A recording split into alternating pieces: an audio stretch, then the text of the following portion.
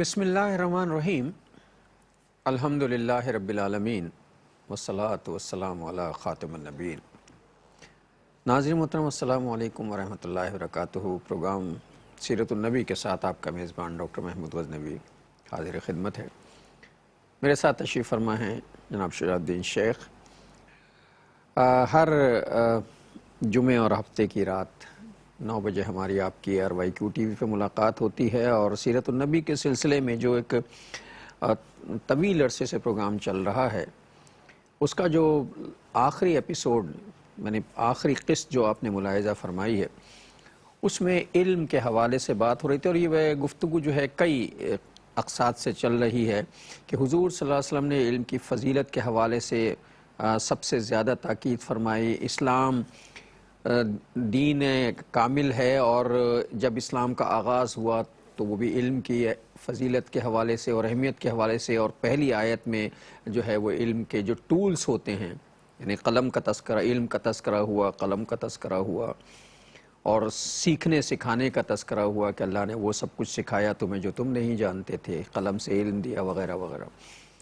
اور قرآن میں علم کے حوالے سے بڑی باتیں، اور پھر رسول اللہ صلی اللہ علیہ وسلم کی حدیث تو بہت زیادہ ہے علم کے حوالے سے۔ اس پر بات ہو رہی تھی، علم کفایہ پر بات ہوئی تھی، اور علم نافع کے حوالے سے بات ہو رہی تھی، اور پھر یہ ہوا کہ کچھ علوم ایسے ہیں، شجاع صاحب نے فرمایا تھا کہ جو ہیں تو فرض کفایہ، لیکن ایک مرحلے میں جا کر وہ فرض عین میں شمار ہونے لگتے ہیں، جس میں ہتھیاروں کا استعمال بھی تھا، جدید ٹیکنالوجی کا استعمال لازم ہو جاتے ہیں۔ تو شجاع صاحب کی طرف چلتے ہیں، پچھلے پروگرام کا ریکیپ لیتے ہیں، اور پھر انشاءاللہ آگے کی طرف چلتے ہیں۔ السلام علیکم۔ وعلیکم السلام ورحمۃ اللہ وبرکاتہ۔ کیسے مزاج؟ الحمدللہ رب العالمین۔ پچھلے پروگرام میں جو ہوتا کہ قوت جو ہے وہ پھینکنے میں ہے، میزائل ہوں، توپ کا گولہ ہو، اور ابتدائی زمانے کے جو پھینکنے والی چیز تھی اس میں منجنیق سب سے پہلی ایجاد تھی۔ وہ ایک چیز ہوتی ہے جس سے پتھر پھینکے جاتے ہیں، اور جب خیبر فتح ہوا تھا تو منجنیق استعمال کی گئی تھی، اور باب الاسلام جب سندھ فتح ہوا تھا تو دیبل کے قلعے پر بھی منجنیق جو ہے وہ محمد بن قاسم نے استعمال کی تھی۔ یوں ابتدا ہوئی، اور آج تو پھینکنے والی چیزیں کمال کی ہیں۔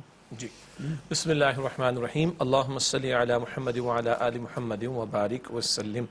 گزشتہ پروگرام میں علوم کی اقسام کے تسلسل میں فرض عین کہہ لیجئے اور پھر فرض کفایہ کہیے، اس پر کلام ہو رہا تھا، اور ہوتے ہوتے بات آئی تھی مسلمانوں کے دفاع کے اعتبار سے، اور دین کے غلبے کی جد و جہد اور دین کے دفاع کے اعتبار سے مسلمانوں کے پاس دفاعی قوت ہونی چاہیے، اس کا تذکرہ ہوا تھا۔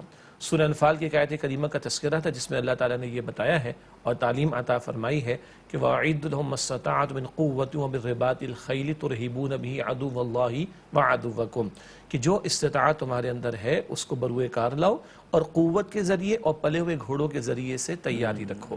گھوڑوں کا ذکر بھی ہم نے کیا تھا کہ خاص ان کی ایک برکت کا تذکرہ اللہ کے نبی علیہ السلام کے احادیث مبارکہ میں ہمیں ملتا ہے کہ اس کی پیشانی کے ساتھ برکت کا معاملہ قیامت تک کے لیے رکھ دیا گیا، اور بعض روایات سے اس طرح کا ذکر بھی ملتا ہے کہ قیامت تک بلکہ قیامت کے قرب میں جو جنگیں ہوں گی ان میں بھی گھوڑوں کا استعمال ہوگا۔ اور آج بھی آپ کہیے، جو پچھلی مرتبہ پروگرام میں ہم نے بات کی تھی، دشوار گزار جو علاقے ہوتے ہیں، پہاڑی علاقے ہوتے ہیں، ان میں اب بھی فوجی جو سامان ہے، نقل و حرکت ہے، اس کے لیے گھوڑے استعمال کیے جاتے ہیں۔ خیر، باقی پھر بات آئی تھی ایک حدیث مبارک کی روشنی میں کہ قوت سے جو قرآن کہہ رہا ہے کہ تیاری پکڑو، تو قوت سے مراد کیا ہے؟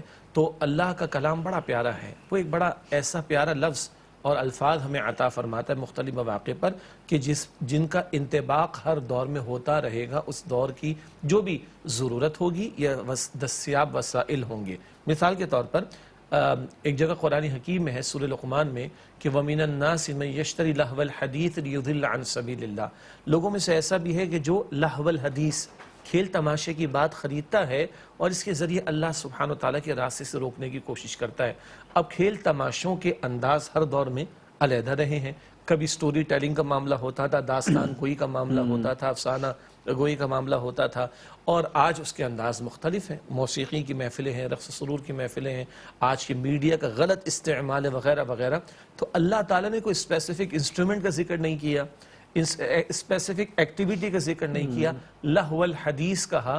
حدیث یہاں پر لغوی مفہوم میں بیکار کی بات، غافل کر دینے والی بات۔ تو اس کے اندر بڑی وسعت ہے.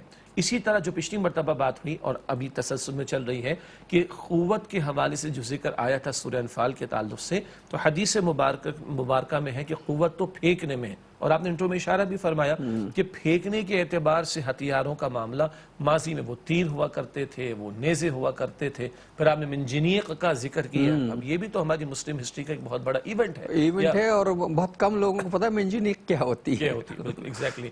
آج ہم توپ کو تو دیکھتے ہیں کہ منجنیق کے بارے اچھا منجنیق، معاف کیجیے قطع کلام نظیر معاف کیجیے گا، یہ جو منجنیق ہے یہ شیطان نے جو ہے حضرت ابراہیم علیہ السلام کو جب آگ میں پھینکا جا رہا تھا تو منجنیق کے ذریعے پھینکا گیا. اس نے جا کے لوگوں کو سمجھایا تھا، آپ کے جو بھی آذر وغیرہ آپ کے چچا تھے جو شامل تھے، کہ انہیں آگ میں پھینکا کیسے جائے، چونکہ آگ بہت تیز اور قریب تو جا نہیں سکتے. اس نے بتایا تھا منجنیق بناؤ، منجنیق بنا کے انہیں پھینک دو. اللہ جی. تو اللہ کے نبی علیہ السلام نے فرمایا کہ قوت جو ہے وہ پھینکنے میں ہے. تو آج پھینکے جانے کے حوالے سے ہم نے پچھلے پروگرام میں بھی بات کی، وہ بامز بھی ہو سکتے ہیں، وہ میزل ٹیکنالوجی بھی ہو سکتی ہے، اور اس کے علاوہ کل نہ جانے اور کیا کچھ ہوگا، اللہ اعلم. تو یہ بڑی وسعت رکھنے والا لفظ ہے. بہرحال اس پر ہم نے پچھلی مرتبہ کلام کیا تھا، اور مسلمانوں کا دفاع اور اسلام کی مضبوطی اور دین کا غلبہ اور دین کے غلبے کے بعد اس کی توسیع، ان سارے اعتبارات سے مسلمانوں کے پاس عسکری قوت کا ہونا بھی ضروری ہے. اور اس کے لیے انفاق کرنے کا تقاضا بھی قرآن حکیم ہم سے کرتا ہے. اور ایک جگہ قرآن کریم ارشاد ہے وَلَا تُلْقُوا بِأَيْدِيكُمْ إِلَى التَّهْلُكَةِ، انفاق کرو اللہ کی راہ میں اور اپنے ہاتھوں اپنے آپ کو تباہی میں نہ ڈالو، ہلاکت میں نہ ڈالو. اگر دین غالب نہ ہو اور دین مضبوط نہ ہو اور اگر دین کا دفاع تم نہ کر سکو تو تم تو دنیا اور آخرت کے اعتبار سے خسارے میں چلے جاؤ گے. اس مقصد کے لیے دین کا دفاع ضروری ہے، اس مقصد کے لیے دین کی توسیع اور دین کے غلبے کے بعد اس کی توسیع ضروری ہے. اس سارے پروسیس کے لیے قرآن کریم کہتا ہے انفاق کیا جائے. انوینشن کرنے والے کچھ لوگ ہوں گے مگر ان کو فائنینشلی سپورٹ کرنے والے بہت سارے لوگ ہوں گے.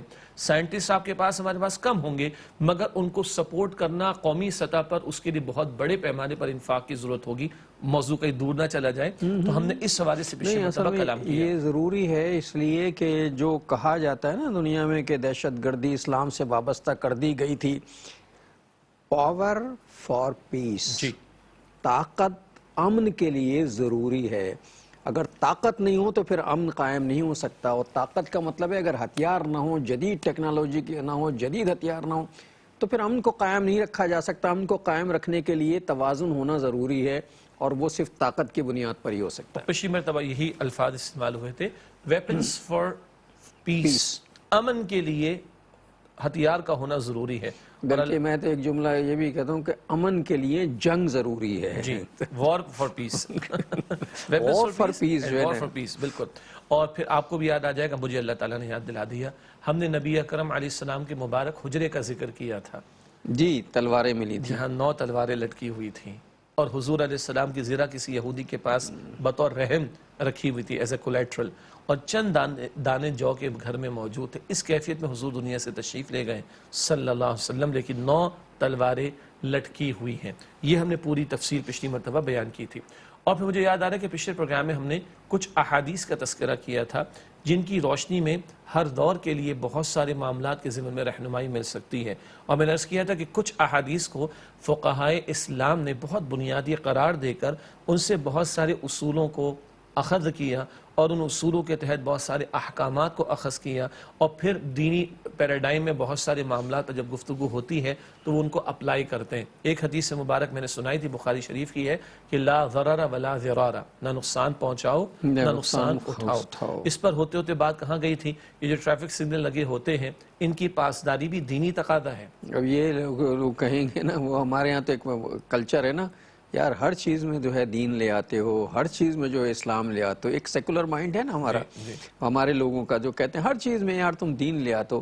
اب یہ جب سنیں گے نا کہ سگنل کی پاسداری کرنا بھی دینی فریضہ ہے تو بھڑک اٹھیں گے. اس کے 2-3 پہلو ہو سکتے ہیں. ٹھیک ہے، اچھا ایک تو ہر شے میں دین آئے گا، اس سے کہ ہمارے لیے دین اور دنیا کی تقسیم کا تصور ہی نہیں.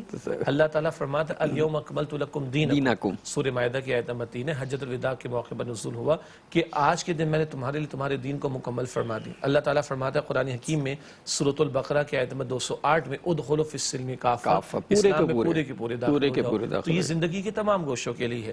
البتہ جس طبقے کا آپ نے ذکر کیا وہ تھوڑے لوگ ہیں. الحمدللہ ہمارے ملک پاکستان میں 96-97% سے زائد لوگ مسلمان ہیں الحمدللہ. بے عملی ہے، دین سے دوری ہے عملی اعتبار سے، لیکن بہت بڑی تعداد ہے جن سے پوچھیں بھائی دین کے تقاضے یہ ہیں، کیا خیال ہے تمہارا؟ بھائی بات بالکل ٹھیک ہے، تم میرے حق میں دعا کرنا. لیکن ایک طبقہ ہے جو آپ نے لبرلز جن کو کہا، سیکولر مائنڈڈ جن کو کہا، ان کی دلچسپی کے لیے بھی ایک بات کہوں، انہی طبقات کی طرف سے آتا ہے کہ ہمیں لا ابائڈنگ ہونا چاہیے، ہمیں قانون کی پاسداری کرنی چاہیے. تو ہم تو کہتے ہیں ٹریفک کے جو قوانین ہیں ان کی پاسداری کرنا چاہیے، اور یہ کیا جانا کو دنیا کا مسئلہ نہیں ہے، یہ دین کا معاملہ ہے. اسی حدیث کو بنیاد بنایا گیا کہ لا ضرر ولا ضرار، نہ نقصان پہنچاؤ نہ نقصان اٹھاؤ.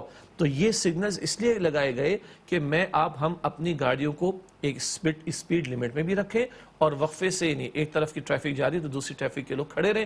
ورنہ اگر یہ ٹریفک سگنلز نہیں ہوں گے، بڑے شہروں کی بات ہو رہی ہے یقیناً جہاں آبادی زیادہ ہے، ٹریفک زیادہ ہے، تو پھر کیا ہوگا؟ حادثات بڑھیں گے، ایکسیڈنٹ ہوں گے، جانوں کا نقصان ہوگا، یہ زخمی ہوں گے لوگ. اس نقصان سے بچانا یہ محض دنیاوی تقاضا نہیں، یہ دینی تقاضا. یہ ہم عرض کرنا چاہ رہے ہیں اس مقام پر. یہ زندگی کے جیسے شعیب صاحب نے کہا، قرآن کا حکم ہے کہ ادخلوا فی السلم کافہ، پورے کے پورے دین میں، اللہ مجھے بھی توفیق دے، پورے کے پورے دین میں داخل ہو جاؤ. تو یہ زندگی کے جتنے معاملات بھی ہیں ہمارے، اگر کچھ لوگوں کو یہ بات اچھی نہیں لگتی تو انہیں تسلی سے سوچنا چاہیے کہ بالآخر یہ کچھ ہی دن کی تو زندگی ہے، اس کے بعد بالآخر لوٹ ہی جانا ہے نا.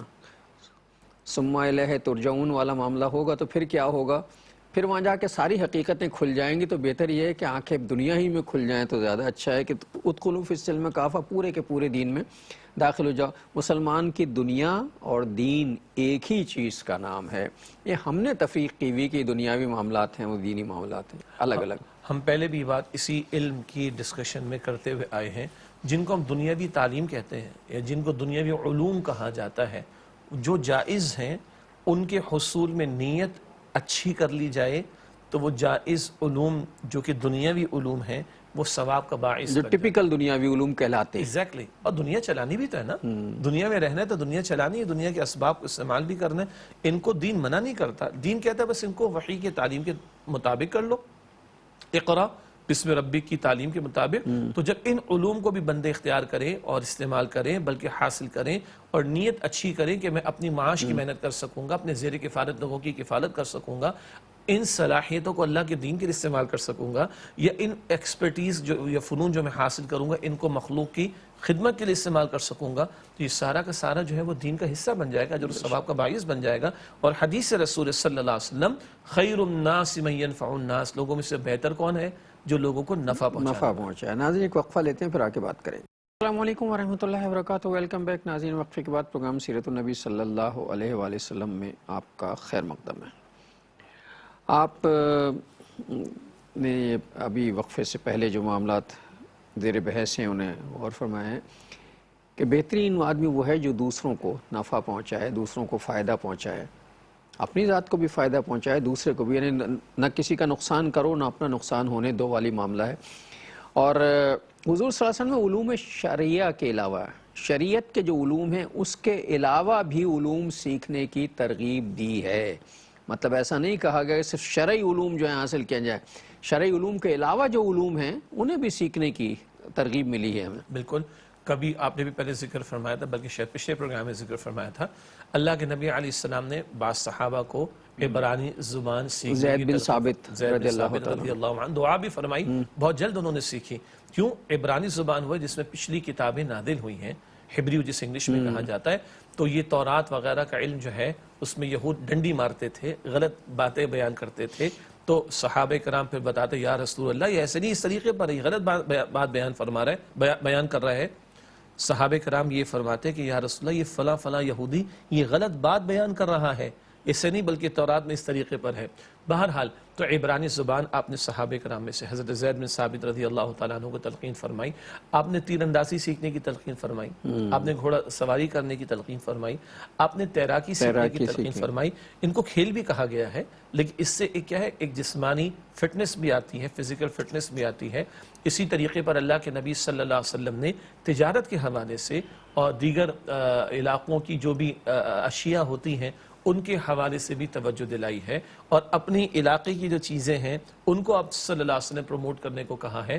اسی طریقے پر علوم جو کہ تجارت سے اب تجارت ہے تو دنیاوی معاملات کے لین دین سے متعلق، لیکن وہ دین کا حصہ بن جاتی ہے، لیکن اس سے متعلق علوم سیکھنے کی بھی تعلیم حضور نے دی ہے۔ اسی طریقے پر سیدنا عمر کا ذکر کسی موقع پر آیا تھا رضی اللہ عنہ، وہ مارکیٹ میں جاتے، ایک بندہ ان کو نظر آتا، دکان کھول کر بیٹھا ہے، تو فرمایا جاتا پہلے اس سے متعلق علم سیکھ کر آؤ، اس کے بعد تمہیں دکان کھولنے کی اجازت ہے۔ ہماری طرح نہیں کہ جس کا دل چاہا اس نے کرائے پہ دکان لی، سامان بھرا بیچنا شروع کر دیا۔ حضرت عمر جو ہیں وہ پوچھا کرتے تھے، بھائی تم نے دکان کھولی ہے، یہ تجارت کے بارے میں جانتے بھی ہو؟ شرعی مسائل کیا ہیں؟ میں نہیں جانتے، کل دکان بند کرو، پہلے جا کے سیکھ کے آؤ۔ اگر ایسا ہو جائے کہ دکان بند کرو، شرعی علوم سیکھ کر آؤ، تو نہ تو کوئی بے ایمانی کرے گا، نہ ڈنڈی مارے گا، نہ 1000 گنا زیادہ منافع لے گا، نہ خراب چیز دے گا، نہ خریدا ہوا مال واپس کرنے کے بارے میں لکھ کے لگائے گا کہ خریدا ہوا مال تبدیل یا واپس نہیں ہو سکتا، چونکہ اسے پتہ ہے کہ اللہ کا حکم کیا ہے تجارت کے بارے میں۔ ہمارے ہاں یہ سارے معاملات ہوتے ہی نہیں ہیں، چنانچہ ہم جو عذابوں میں مبتلا ہیں وہ اسی وجہ سے۔ یہ جو ابھی شجاع صاحب فرمائے تھے، زید بن ثابت جو ہیں، رسول اللہ صلی اللہ علیہ وسلم نے ان سے کہا کہ زبانیں سیکھو، علوم سیکھو، انہوں نے ٹوٹل 17 دن میں سریانی زبان، پوری عبرانی زبان جو ہے وہ سیکھ لی تھی۔ 17 دن میں تو آدمی ABCD بھی یاد نہیں کرتا، حروف تہجی بھی نہیں کر پاتا، حروف تہجی بھی یاد نہیں ہوتے کسی چیز کے۔ حضور صلی اللہ علیہ وسلم کی دعاؤں میں علم نافع اور علم اضافے کی دعائیں شامل تھیں۔ آپ علم نافع کی دعا فرمایا کرتے تھے اور علم اضافے کی دعا، قرآن میں بھی اس کا تذکرہ موجود ہے، رب زدنی علما۔ جی، سورہ طٰہٰ میں اللہ تعالیٰ نے خود تعلیم فرمائی ہے دعا، وَقُرْ رَبِّ زِدْنِي عِلْمًا، اور اے نبی علیہ السلام یوں فرمائیے، یوں مانگیے، یوں دعا کیجئے کہ اے میرے رب میرے علم میں اضافہ فرما دے۔ قرآن حکیم میں دعائیں مختلف پیرایوں میں آتی ہیں۔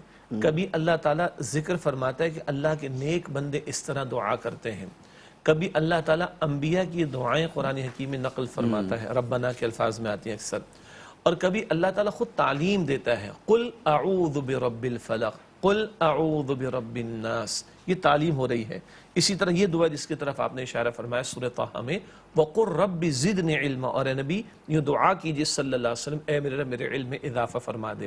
تو جب اس انداز کی دعا آتی تو اس کی اہمیت کا اور اندازہ ہونا چاہیے کہ اللہ تعالیٰ خود دعا کرنا سکھا رہا ہے۔ قل، یوں کہیے، ربی، اے میرے رب، زدنی علما، مجھے علم کے اعتبار سے مزید فرما دے، بڑھا دے۔ دوسری بات یہاں معلوم ہوئی کہ جس شے کے اضافے کی دعا قرآن حکیم نے سکھائی ہے وہ علم اضافہ ہے۔ ہم تو کہاں مال میں اضافہ ہونا چاہیے، شہرت میں اضافہ ہونا چاہیے، ریٹنگ میں اضافہ ہونا چاہیے، ریٹنگ میں اضافہ ہونا، اپنے میڈیا کی بات ہے، ریٹنگ میں اضافہ ہونا چاہیے، اور ظاہر ہے سب کچھ اسی لیے کہ ریٹنگ بڑھے گی تو پیسے بڑھیں گے، ظاہر ہے ہماری کمرشل صورتحال بن جائے گی، ہر چیز میں اضافہ۔ لیکن قرآن جو ہے وہ کہتا ہے علم میں اضافے کی دعا کرو، اس کے علاوہ تو کسی میں اضافے کی دعا نہیں تو علم اضافے کی دعا۔ اچھا، دلچسپ بات ہے، قرآن حکیم میں جو علم اضافے کی دعا وہ علم کے اعتبار سے، حدیث مبارک میں جو اضافے کی دعا وہ دودھ کے لیے ہے، اللہم بارک لنا فیہ وزدنا منہ، اللہ ہمیں اس میں برکت عطا فرما دے جو دودھ پیا جا رہا ہے، اور وزدنا منہ، اس میں سے مزید عطا فرما۔ اور معراج کی شب حضور علیہ السلام کو دودھ کا پیالہ بھی پیش کیا گیا اور شراب کا بھی، حضور علیہ السلام نے دودھ کے پیالے کو پسند فرمایا، تو جبریل امین علیہ السلام نے فرمایا کہ اللہ تعالیٰ آپ کی امت کو فطرت کی رہنمائی عطا فرمائے گا۔ تو دودھ کا استعمال حضور علیہ السلام کے معمولات میں بھی شامل، اتنا کہ حضور نے اس کی دعا سکھائی ہے۔ اب ہمارے اس کا استعمال کس قدر ہے، اس میں بہت سارے سوالات ہیں، کتنا خالص ہے، کتنا غیر خالص ہے، کتنا کیمیکل والا ہے، کتنا اوریجنل ہے، کتنا محفوظ ہے، کتنا غیر محفوظ ہے، اور یہ مباحث اپنی سب جگہ۔ سے زیادہ ملاوٹ کس میں ہوتی ہے؟ بالکل، یعنی ملاوٹ کا آغاز ہی دودھ سے ہوا ہے۔ بالکل بالکل، اب دیکھنا پڑتا ہے کہ اس میں یہ پانی میں دودھ ملایا گیا ہے یا دودھ میں پانی ملایا گیا۔ لیکن بہرحال یعنی اشارہ کر رہا تھا کیونکہ سیرت النبی کا پروگرام ہے صلی اللہ علیہ وسلم، تو قرآن پاک میں جو اضافے کی دعا ہے وہ علم کے لیے، اور حدیث مبارک میں جو اضافے کی دعا ہے وہ دودھ کے اعتبار سے۔ بہرحال تو قرآن حکیم اضافے کی دعا سکھاتا ہے۔ پھر آپ نے دوسری دعا کی طرف توجہ دلائی جو اللہ کے نبی علیہ السلام کے معمولات میں شامل ہے، اللہم انی اسألک علما نافعا، اے اللہ میں تجھ سے سوال کرتا ہوں اس علم کا جو نفع دینے والا ہو۔ اور ایک اور دعا بھی آپ نے فرمائی ہے، اللہم انی اعوذ بک من علم لا ينفع، اے اللہ میں تیری پناہ میں آنا چاہتا ہوں اس علم سے جو نفع نہیں دیتا۔ اور آپ اور ہم جانتے ہیں جب زمزم پیتا ہے بندہ، اللہ ہم سب کو بھی پلائے، آمین۔ اس وقت بھی دعا ہے اللہم انی اسألک علما نافعا، اے اللہ میں تجھ سے نفع دینے والے علم کا سوال کرتا ہوں۔ یہیں سے ایک اور نقطہ بھی سمجھنے کی ضرورت ہے، قیامت کا دن ہوگا، حدیث مبارک جامع ترمذی میں نبی علیہ السلام نے فرمایا بندے کے قدم اس کی جگہ سے ہٹ نہیں سکیں گے جب تک وہ 5 سوالات کے جوابات نہ دے۔ زندگی کہاں لگائی، جوانی کہاں بتائی، مال کہاں سے کمایا، مال کہاں خرچ کیا، اور جو علم حاصل کیا اس پر کتنا عمل کیا۔ جب تک یہ جواب نہیں دے گا بندہ اپنی جگہ سے ہٹ نہیں سکے گا۔ تو علم محض اس کا حصول کافی نہیں، اس کا نفع مند ہونا تب ہے کہ جب وہ عمل میں بھی ٹرانسلیٹ ہو رہا ہو۔ تو ایک سوال علم کے بارے میں الگ ہے کہ جو علم حاصل کیا اس پر کتنا عمل کیا۔ یہ ایک الگ بحث ہے کہ علم بہت زیادہ بھی ہو سکتا ہے اور جس میں ہر بات شاید عمل میں لانے والی نہ ہو کیونکہ بندے سے متعلق نہیں ہے، لیکن جو بندے سے متعلق علم اس کے پاس ہے اور جو فرض عین والی بات بھی آ گئی تھی اس پر اس نے عمل کیا کہ نہیں کیا، یہ سوال بھی کل ہم سے ہونا ہے۔ تو علم اضافے کی دعا، نفع دینے والے علم کی دعا، وہ علم جو نفع نہ دے اس سے بچنے کی دعا، اور کل علم کے بارے میں سوال ہوگا کہ جو علم حاصل کیا اس پر کتنا عمل کیا۔ مرنے کے بعد جو سلسلے ختم، سارے دنیا کے سلسلے تو ختم ہو ہی جانے ہیں، لیکن جن چیزوں کا اجر مرنے کے بعد بھی ملتا رہنا ہے اس میں نفع بخش علم بھی ہے، علم نافع بھی ہے، جو مرنے کے بعد جو ہے صدقہ جاریہ کے طور پر اس کا اجر جو ہے مرنے والے کو ملتا رہے گا۔ بالکل، یہ حدیث مبارک ہے صحیح مسلم شریف میں، نبی اکرم صلی اللہ علیہ وسلم نے ارشاد فرمایا کہ بندے کے قدم معاف کیجئے گا، بندہ جب دنیا سے چلا جاتا ہے تو اس کے نام اعمال کو بند کر دیا جاتا ہے، اس کا بک آف ڈیڈ جو ہے وہ چیپٹر کلوز کر دیا جاتا ہے، لیکن 3 اعمال ایسے ہیں کہ اس کے مرنے کے بعد بھی ان کا اجر اس کو پہنچتا رہتا ہے۔ نمبر 1 صدقہ جاریہ، ایسا عمل جس سے اللہ کی مخلوق کو مستقل فائدہ پہنچے۔ کسی نے پانی کا انتظام کر دیا، کنواں کھدوا دیا، کہیں ہینڈ پمپ لگوا دیا، بہت سے علاقوں میں ضرورت ہوتی، کہیں شیڈ لگوا دیا کسی اسکول میں، ہاسپٹل میں، کہیں کار پارکنگ کے لیے، کہیں درخت لگا دیا، مسجد کی تعمیر ہے، مستقل لوگ فائدہ اٹھا رہے ہیں، کوئی دینی ادارے کے قیام میں اس نے کنٹریبیوٹ کر دیا، لوگ مستقل دین سیکھیں گے۔ تو کوئی بھی خیر کا ایسا کام جس سے مخلوق کو مستقل فائدہ پہنچے، یہ صدقہ جاریہ، اس کا اجر مرنے کے بعد میں ملے گا۔ نمبر 2 جو آپ نے بیان فرمایا، وہ علم جس کو سکھایا دوسروں کو، جب تک لوگ نفع اٹھائیں گے اس سکھانے والے کو بھی اجر ملتا رہے گا۔ یہ بہت سارے اعتبارات سے ہو سکتا ہے، اصل تو دینی علم ہے، خیر کی بات ہے، ہدایت کی بات ہے، اس کے علاوہ بھی خیر کی ایسی بات ہے کہ جس سے بندے فائدہ آگے اٹھائیں گے، تو جب تک وہ فائدہ اٹھائیں گے اس سکھانے والے کو بھی اجر ملے گا انشاءاللہ۔ اور نمبر 3 نیک اولاد۔ اچھا اولاد نیک کب ہوگی؟ جب مجھے پتا ہو کہ نیکی کیا ہے۔ جب اولاد نیک کب ہوگی؟ جب مجھے پتا ہو کہ دین کے تقاضے کیا ہیں۔ پھر وہی بات کہ اولاد کو بھی دین منتقل کرنا ہے، اولاد کو بھی صحیح علم سکھانا ہے، تو اولاد جو کہ نیک ہو وہ بھی بندے کے لیے اجر و ثواب کا باعث بنتی ہے مرنے کے بعد بھی۔ یہ میری اور آپ کی سب سے بڑی انویسٹمنٹ ہے۔ دنیا کی ساری انویسٹمنٹ جب آپ اور میں قبر سے 2 فٹ باہر ہوتے ہیں نا تب تک وہ ریٹرن ملتا ہے، لیکن یہ 3 انویسٹمنٹس ایسی ہیں کہ قبر میں جانے کے بعد بھی ان کا ریٹرن ملتا رہے گا۔ صدقہ جاریہ، وہ علم جو دوسروں کو سکھائے جو نفع پہنچانے والا ہو، اور نمبر 3 نیک اولاد۔ یہ ہماری سب سے بڑی انویسٹمنٹس ہیں کہ 2 فٹ نیچے قبر میں جانے کے بعد بھی انشاءاللہ ان کا ریٹرن ملتا رہے گا۔ اچھا ایک چیز جو سوال ذہن میں آتا ہے وہ یہ کہ علم نافع ہے، اس سے یا جو ہم اس علم کے نتیجے میں کوئی ایسی چیز تیار کر کے چلے گئے جس سے لوگوں کو فائدہ پہنچ رہا ہے، انہیں کوئی عمارت بنا دی، کوئی مسافر خانہ بنا دیا جہاں لوگ آتے ہیں، ٹھہرتے ہیں، آرام کرتے ہیں، آگے چلے جاتے ہیں، درخت کے سائے میں آرام کرتے درخت کے سائے میں آرام کرتے ہیں وغیرہ وغیرہ، کنواں کھدوا دیا، پانی پیتے ہیں، آرام کرتے ہیں، جس سے لوگوں کو فائدہ پہنچا۔ لیکن اگر کوئی ایسا کام کر کے مر گئے جس سے لوگوں کو نقصان پہنچ رہا تھا اور وہ جاری و ساری ہے وہ نقصان، تو اس کا پھر گناہ بھی مل دے گا۔ دیکھیے اچھی بات ہے آج اس پر بھی بات ہو جائے۔ اس نے کہتے ہیں نا، میں اللہ معاف کرے، کچھ چیزیں ایسی ہیں نا کہ ہم کچھ بھلائی کے کام کر رہے ہیں تو اس کا اجر ملے گا، لیکن کچھ ایسا برائی کا کام کر کے چھوڑ جائیں جس پہ لوگ جسے فالو کرتے رہے تو گناہ نہیں ملے گا۔ بالکل ہے، بالکل ہے، بہت حساس نقطہ ہے، اس کو سمجھنے اور اس کی تفصیل میں تھوڑی سی جانے کی ضرورت ہے۔ جس طرح صدقہ جاریہ ہم سمجھتے ہیں نا کیا ہے، گناہ جاریہ بھی ہوتا ہے۔ جی یہی میں کہنا چاہ رہا ہوں۔ گناہ جاریہ، ناظرین کرام نوٹ کیجئے گا اس کو، یہ توجہ نہیں ہماری، اور اس کی مثال کہاں سے ملے گی؟ قابیل سے ملے گی۔ قابیل اور حابیل 2 بیٹے آدم علیہ السلام کے، مشہور واقعہ، قابیل نے حابیل کو مظلومانہ قتل کیا، تو اللہ کے نبی صلی اللہ علیہ وسلم کی حدیث مبارک ہے صحیح بخاری شریف میں، یہ پہلا قتل تھا نا نسل انسانی میں. پھر پتہ چلا اچھا قتل بھی کیا جاتا ہے, اچھا قتل بھی کر سکتے ہیں, قتل بھی ہوتا ہے بندہ. پھر ٹیکنیک بدلتی رہی. جی ٹیکنیک بدلتی رہی. تو اللہ کے نبی علیہ السلام نے فرمایا کہ قیامت تک جتنے مظلومانہ قتل ہوں گے ان کا ایک حصہ قابیل کے کھاتے میں بھی جائے گا, جس نے پہلا قتل کیا تھا نسل انسانی کا. آئی ریپیٹ اگین, صحیح بخاری شریف کی حدیث ہے, قیامت تک جتنے قتل مظلومانہ ہوں گے ان کا ایک حصہ جرم کا, وبال کا, ایک حصہ قابیل کے کھاتے میں بھی جائے گا جس نے پہلا قتل کیا تھا تاریخ انسانی کا. تو جتنا صدقہ جاریہ یاد رکھنا چاہیے, اللہ تعالیٰ میری آپ کی حفاظت فرمائے, گناہ جاریہ بھی کسی شے کا نام. اور اللہ کے نبی صلی اللہ علیہ وسلم کی مبارک احادیث ہیں, واضح احادیث ہیں ترمذی شریف میں, ابن ماجہ میں اور دیگر کتب احادیث میں, کہ جس نے خیر کے عمل کو اچھی, من سنہ سنتن حسنتن, اچھی سنت, سنت یا معنی طریقے میں, طریقہ ہے. اچھے طریقے کو جاری کیا, جب تک لوگ عمل کریں گے اس جاری کرنے والے کو ثواب ملے گا. اور جس نے سنتن سیئتن, جس نے برے طریقے کو جاری کیا, جب تک لوگ برا عمل کریں گے اس برے طریقے کو جاری کرنے والے کو بھی گناہ ملتا رہے گا. اللہ اپنی امان میں رکھے. ناظرین ایک وقفہ لیتے ہیں, پھر آ کے بات کریں گے. السلام علیکم ورحمۃ اللہ وبرکاتہ. ویلکم بیک ناظرین. وقفے کے بعد پروگرام سیرت النبی صلی اللہ علیہ وآلہ وسلم میں آپ کا خیر مقدم ہے. یہ بات تو ہم کرتے ہیں کہ یہ علم ہے اور علم نافع ہے اور اس کا نفع ملتا رہے گا, اور یہ ہم نے نیکی کا کام کیا ہے تو اس کا اجر ملتا رہے گا, لیکن اس پر کبھی ہم غور نہیں کرتے. وہ تو صحیح ہے جو نیکی کا کام ہم نے کیا اس کا اجر ملے گا, لیکن کچھ گناہ کے کام بھی تو ایسے ہم نے کیے ہوں گے جس کا اجر ملتا رہے گا بعد میں. اور گناہ کے کاموں کی کا عذاب ہے, اس کی سزا کا معاملہ ہے اور اس کا بدلہ ہے. یعنی جو آپ نے اجر فرمایا, اجر کا مطلب ہے بدلہ ہے نا, بالکل بدلہ تو ملے. مطلب اجر کا مطلب ہے جو ہم انویسٹ کریں گے اس کا کچھ نہ کچھ ریٹرن تو ملے گا نا, تو ریٹرن ہے جو ملے گا. اور برائی کا ریٹرن کیا ریٹرن ہوگا, برائی کا ریٹرن کیا ہوگا.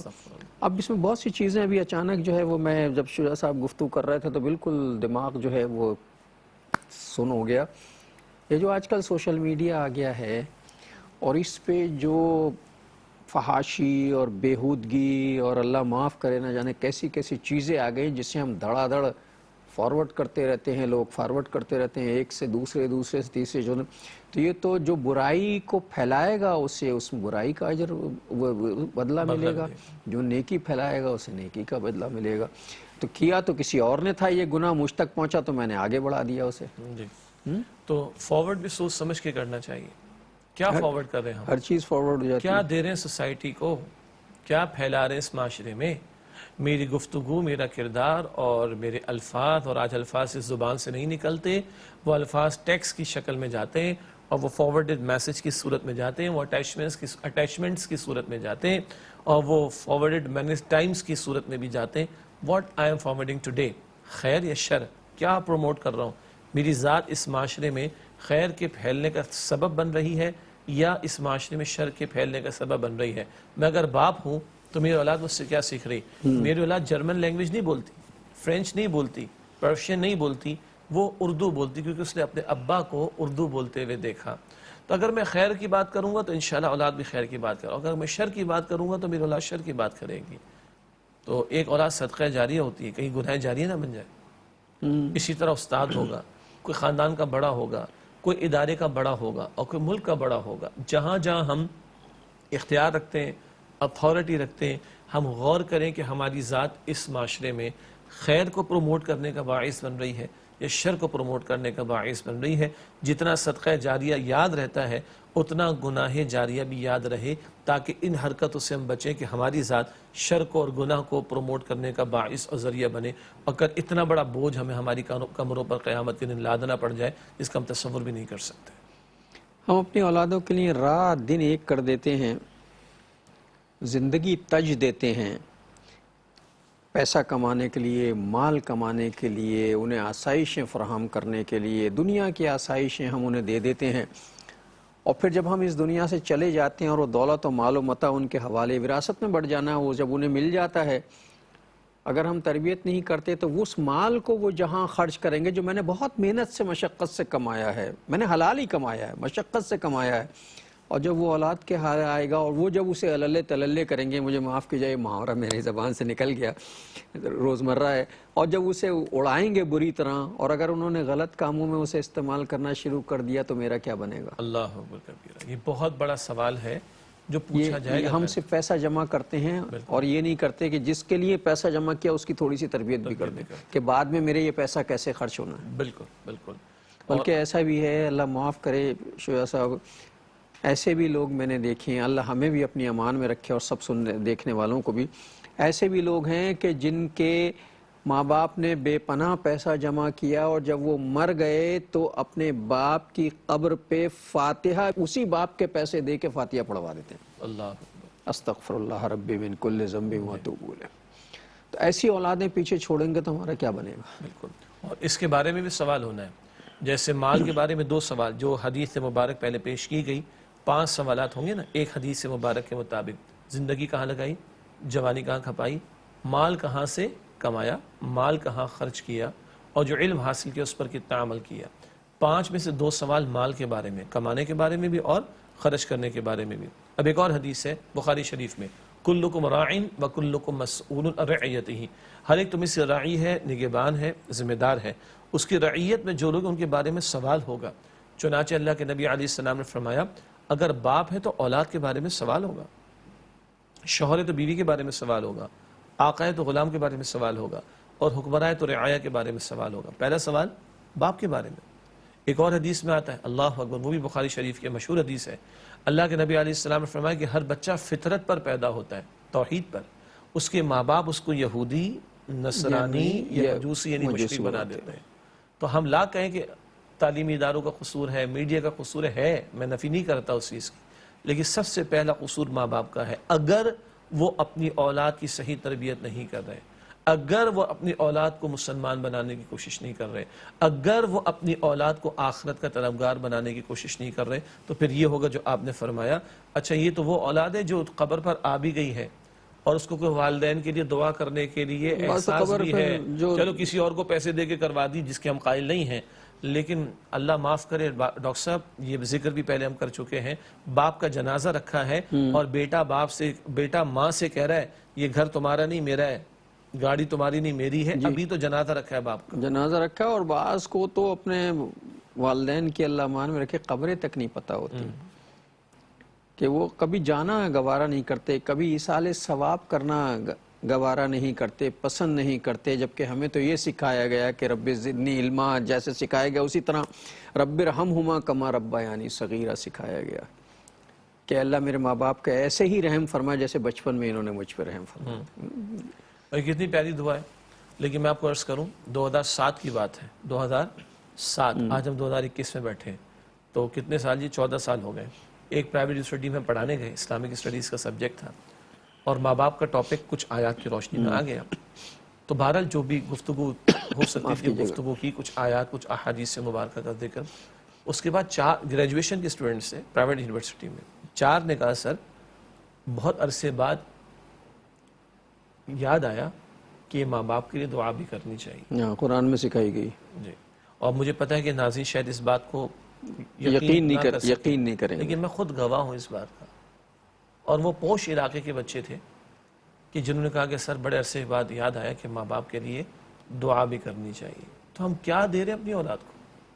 ہم کیا؟ اچھا یہ مرنے کے بعد نہیں، زندہ ماں باپ کے لیے بھی دعا کرنی ضروری ہے. یہ دعا تو اتنی پیاری ہے نا، زندہ اور مردہ دونوں کے لیے. جی.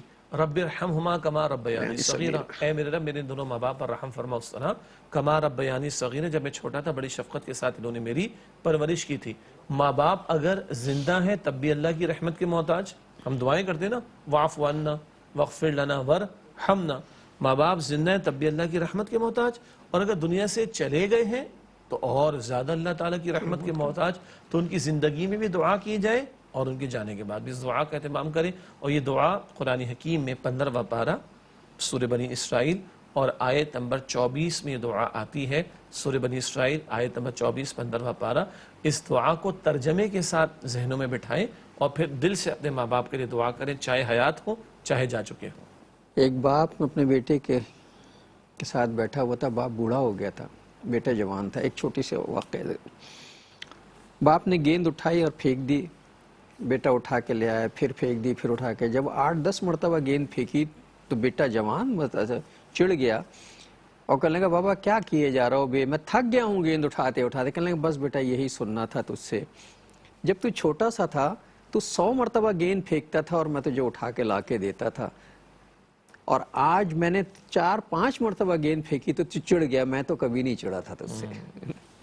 تو یہ والدین ہیں جن کے لیے اللہ نے سکھایا کہ ان کے لیے ایسے دعا کیا کرو، رب ارحمہما کما ربیانی صغیرا۔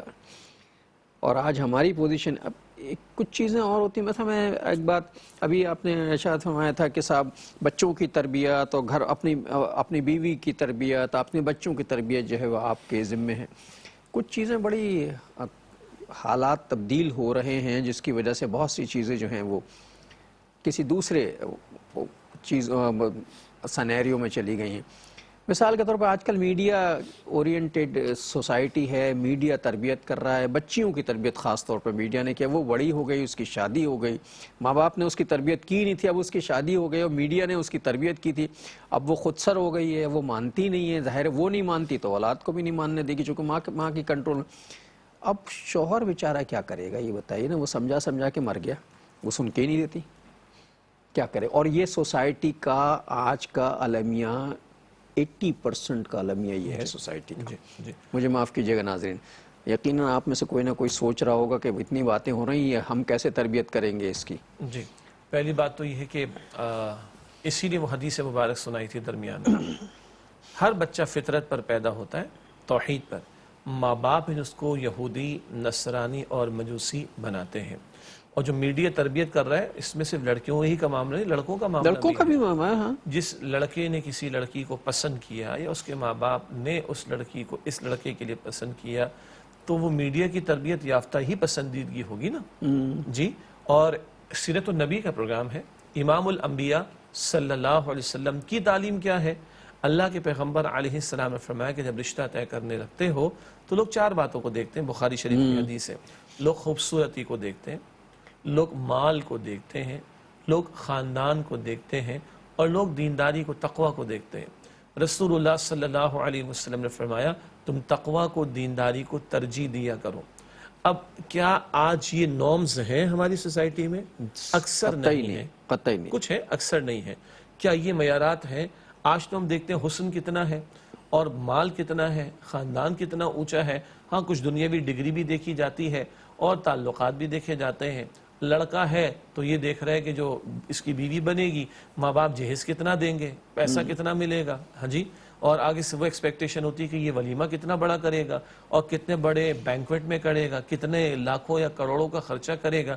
معیار تو یہ چیزیں بنی ہوئی ہیں، یہ پائیدار معیارات نہیں ہیں، یہ معیارات ایک جھٹکا آتا ہے ختم ہو جاتے ہیں۔ تو اس کو اگر معیار بنائیں گے تو معاشرے کا وہ حال ہو چکا ہے۔ آپ مفتیان کرام، آپ پروگرام کرتے رہے نا علماء کے ساتھ، مفتیان کرام کے ساتھ، کہ ہر تیسرا مسئلہ کس بارے میں ہے؟ طلاق کے بارے میں اور خلا کے بارے میں۔ جی، آپ وکلاء کے پاس چلے جائیں، میں پوچھتا ہوں، مختلف شہروں میں جانا ہوتا ہے، میرے کیسے کیسز آتے ہیں، ریموٹ ایریاز بھی اگر ہے نا جہاں پہ پھر بھی کچھ اقدار موجود ہیں، سب سے زیادہ کیسز آتے ہیں وراثت کے بارے میں، حصہ نہیں ملتا، اور طلاق اور خلا کے بارے میں۔ تو اگر معیارات ہم نے بدل دیے تو پھر یہ معیار میڈیا جو ہمیں دے رہا ہے اس کے نتائج ہمارے سامنے۔ ناظرین بات تو شروع ہوئی ہے اس موضوع پر، لیکن پروگرام کا وقت ختم ہو گیا ہے۔ اب میں شورا صاحب سے درخواست کروں آج کی حدیث جو ہے وہ ہدیہ کر دیں تو پھر انشاءاللہ اگلے پروگرام کا آغاز یہیں سے کریں گے۔ نبی اکرم صلی اللہ علیہ وسلم نے ارشاد فرمایا کہ تمہارے ماں باپ تمہاری جنت بھی ہیں اور تمہاری جہنم بھی ہیں۔ یہ سنن ابن ماجہ شریف کی روایت۔ حاصل اس کا یہ ہے ان کی خدمت تمہیں جنت لے جا سکتی ہے اور ان کی ناراضگی، ان کی نافرمانی تمہیں جہنم کی طرف لے جا سکتی ہے۔ اور ناظرین اس کے ساتھ ہی ہمارے آج کے پروگرام کا وقت ختم ہوا۔ اگلے پروگرام تک کے لیے جناب شجاع الدین شیخ اور اپنے میزبان ڈاکٹر محمود غزنوی کو اجازت دیجیے۔ اللہ نگہبان، والسلام علیکم